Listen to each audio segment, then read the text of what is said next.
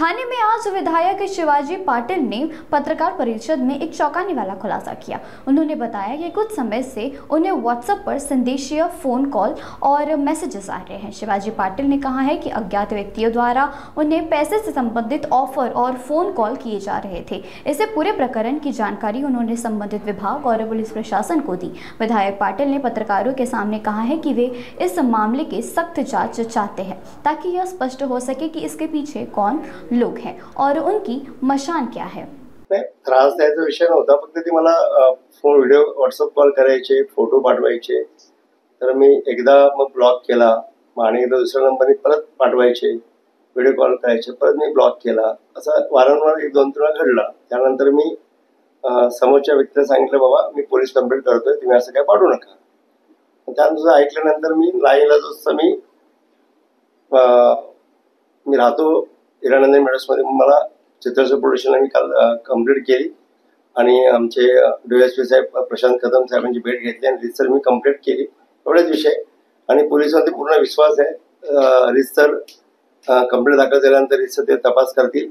आरोपी पकडले गेल्यानंतर त्यांच्या स्टेटमेंटमधून त्याच्या मागे कुठला राजकीय हेतू असेल किंवा त्याच्या मागे कोण असेल तर आपल्याला स्पष्ट होईल।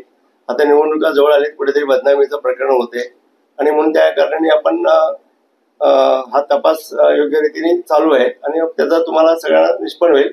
हनी ट्रॅप वगैरे असा प्रकार नाही। मी त्या व्यक्तीला कधी पाहिलं नाही किंवा त्यांनी मला पाहिलेलं नाही।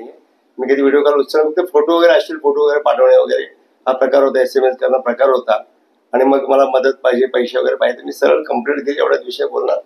सर, किती त्रास जाणवतो, कारण की सगळं तुम्ही तर पॉलिटिकल लोक आहात, सर्वसामान्य लोकांना अशा प्रकारचा किती त्रास जाणवतो? मला बाकीच्यांचं माहित नाही, मला जे झालं जे जाणवलं आणि मी एका कुठलाही वेळ न लावता मला गणपतीच्या उत्सवामध्ये आता वेळ नव्हता, नवरात्री उत्सव चालू होते आणि जसं मला वेळ भेटला तसंच मी पोलीस स्टेशनला कंप्लेंट करून रिसर कंप्लेंट केली आणि गावी पण माझ्या पोलीस स्टेशनला सूचना केल्या सगळ्या।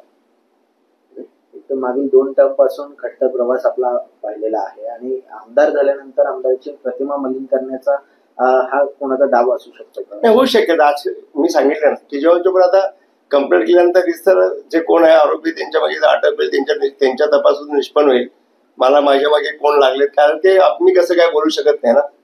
तपास चालू आहे, पोलिसांचा पूर्ण विश्वास आहे आणि ते गांभीर्याने घेऊन तपास करून त्यांच्यामध्ये निष्पन्न होईल। 2-3 दिवसात सर्वच क्लिअर होईल, त्यानंतर आपल्याला कळेल की आपल्या मागे काय बाबा काय। आणि आता काय राजकारण म्हणजे म्हटलं तर राजकारणाच्या गोष्टी कोणी नाही कोणी विरोध असे करत असतात। आता सगळ्या निवडणुका आलेत, आम्ही निवडणुकीच्या ग्रामपंचायत असेल, नगरपंचायत असेल किंवा पंचायत राजच्या निवडणुकीमध्ये आम्ही गांभीर्याने आम्ही त्याच्याकडे लक्ष आहे। आम्हाला अशा फालतू गोष्टी लक्षात नाहीये। खरे वारंवार घडी प्रत्येक वेळा मोबाईल चेंज करून असे पाठवत होते। माझा नाईलाज होता, मी त्यांना समोरच्या वॉर्निंग पण दिली की मला पोलीस कंप्लेंट करायला लागले, सर्व बंद करा, की नवीन नंबर दिल्यामुळे माझा नाईलाज झाला। मी काल रिसर पोलीस कंप्लेंट केली आणि पोलीस वरती पूर्ण विश्वास आहे, योग्यरित्या तपास सुरू आहे आणि त्यांनी सांगितलं की आम्ही त्या आरोपीला अटक करू। सर, पैसे देखील मागणी केली होती असं मला तुम्ही सांगता की नवरात्रीमध्ये वेळ होता, गणेशोत्सव दरम्यान वेळ होता, 10-15 दिवस 15-20 दिवस नेमके त्या व्यक्तीला 15 एक महिना सातत्याने चालू। मी वेगवेगळ्या नंबरने येत होता आणि मला आमच्याकडे खरंच मी शुक्रवार, शनिवार, रविवार, सोमवार 4 दिवस मतदारसंघात असतो।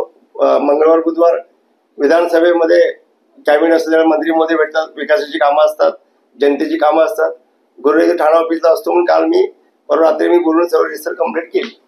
सर, पैशाची देखील मागणी केली होती, काय नेमकं कारण होतं काय? आणि मी काय सर्व जे काय होतं मी पोलिसांना सर्व डिपार्टमेंटला दिलेलं आहे।